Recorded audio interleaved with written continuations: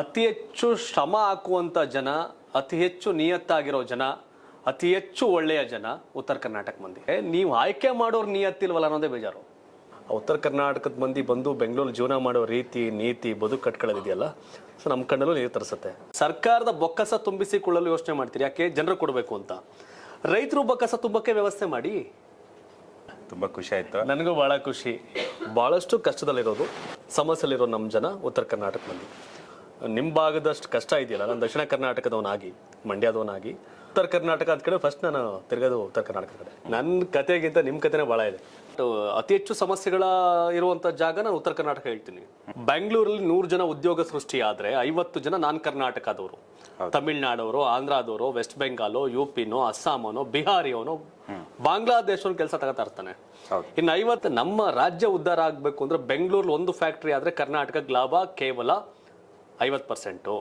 ಹಾಗಾಗಿ ಉತ್ತರ ಕರ್ನಾಟಕದಲ್ಲಿ ನೀವು ಒಂದು ಸಂಸ್ಥೆ ಸ್ಥಾಪನೆ ಮಾಡಿದ್ರೆ ಅಟ್ಲೀಸ್ಟ್ 80-90% ಮಂದಿ ಅಲ್ಲಿಯವ್ರು ಕೆಲಸ ಮಾಡ್ತಾರೆ. ಅದ್ರ ಮೇಲೆ ಲಾಭ ಒಂದು 20% ಇಡ್ತೀರಾ ರೈತರಿಗೆ. ಇಟ್ಬಿಟ್ಟು ನೀವು ರೇಟ್ ಫಿಕ್ಸ್ ಮಾಡಿ. ಎಣ್ಣೆ ರೇಟ್ನ ಜಾಸ್ತಿ ಮಾಡ್ತೀರಿ ಲಾಭ ಬರಲಿ ಅಂತ, ರೈತನ ಲಾಭ ಬರಲಿ ಅಂತ ನೀವು ಅದಕ್ಕೆ ಬೇಕಾದಂಥ ವ್ಯವಸ್ಥೆ ಮಾಡಿ. ಸರ್ಕಾರ ಅದೇ ಥರ ಮಾಡೋದು. ನೀವು ಹೇಳಿದ್ರಿ ಉತ್ತರ ಕರ್ನಾಟಕದವರಿಗೆ ತುಂಬ ಕಷ್ಟ ಇದೆ ಹಾಗೆ ಹೀಗೆ ಅಂತ ಹೇಳಿದ್ರೆ, ಯಾಕೆ ನಮ್ಗೊಂದು ಫ್ಯಾಕ್ಟ್ರಿ ಕಿತ್ಕೊಂಡು ಹೋಗಿ 10ರಲ್ಲಿ 3 ಫ್ಯಾಕ್ಟ್ರಿ ತಗೊಂಡು ಹೋಗೋಕ್ಕಾಗಲ್ವಾ? ಆ ಕಡೆಗೆ 15,000 20,000 ಪಗಾರ ತಗೊಳಕ್ಕೆ ನಮ್ಮವ್ರು ಅಲ್ಲಿಂದ ಇಲ್ಲಿಗೆ ಬಂದು ಜೀವನ ಮಾಡ್ಬೇಕಾ?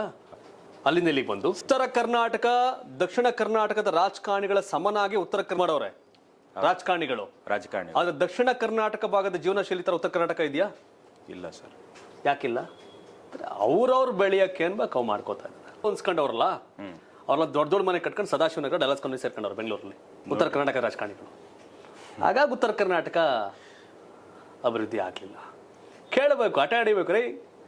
ನೀವು ನಮಗೆ ಮಾಡಿ ಉಮೇಶ್ ಕತ್ತಿ ಅವ್ರನ್ನ ನಾನು ಮೆಚ್ತೀನಿ. ಇವತ್ತು ಅವ್ರು ನಮ್ಮ ಒಟ್ಟಿಗಿಲ್ಲ. ಉಮೇಶ್ ಕತ್ತಿ ಅವರು ಪ್ರತ್ಯೇಕ ರಾಜ್ಯ ಮಾಡಿ ಎಂದಿದ್ದು ನಮ್ಮ ಮೇಲಿನ ಅವರ ದರ್ಪದಿಂದ ಅಲ್ಲ.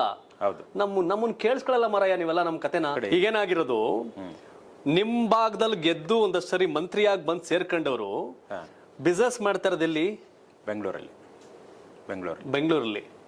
ಬಂಡವಾಳ ಆಗ್ತಾ ಇರೋದಿಲ್ಲಿ ಬೆಂಗಳೂರಲ್ಲಿ, ಹೈದರಾಬಾದಲ್ಲಿ. ಓಲಿ ದುಡ್ಡಾರ ಮಾಡಿದ್ರಿ, ಹೆಂಗ್ ಮಾಡಿದ್ರು ನಿಮ್ಮೂರ್ನಾಗ ಏನಾರು ಮಾಡ್ಬೇಕಲ್ಲ. ಅಲ್ಲಿ ಇನ್ಫೋಸಿಸ್ ಇವ್ರದೆಲ್ಲ ಅವ್ರವ್ರ ಪ್ರಾಮಾಣಿಕವಾಗಿ ಅವ್ರ ಸಂಸ್ಥೆ ಕಟ್ಕೊಂಡಿದ್ರೆ ಅದು ಬೇರೆ ಬೇರೆ ಕತೆ. ನಿಮ್ಮ ಭಾಗದಲ್ಲಿ ಗೆದ್ದು ಬಂದು ಇಲ್ಲಿ ದುಡ್ಡು ಮಾಡ್ಕೊಂಡು ಬೆಳೆದಿದಾರಲ್ಲ, ಏನ್ ಮಾಡಿದಿರಿ ಆ ಭಾಗಕ್ಕೆ? ಬಟ್ ನೀವೆಲ್ಲ 10 ಗಂಟೆ 12 ಗಂಟೆ ಜರ್ನಿ ಮಾಡ್ಬೇಕಲ್ಲ. ಅಲ್ಲಿ ಕೆಂಪಸ್ ಅಲ್ಲೋ ಆ ಟೆಂಪೋ ಟ್ರ್ಯಾಕ್ಸ್ ಅಲ್ಲಿ ಬರ್ತಾ ಎಷ್ಟು ಅಪಘಾತಗಳಾಗತ್ತೆ ಗೊತ್ತಾ? ಜರ್ನಲಿಸ್ಟ್ ಮತ್ತೆ ಜನ ಆಂದೋಲನಗಳಾಗದ ಹೊರತು ಏನೂ ಆಗಲ್ಲ.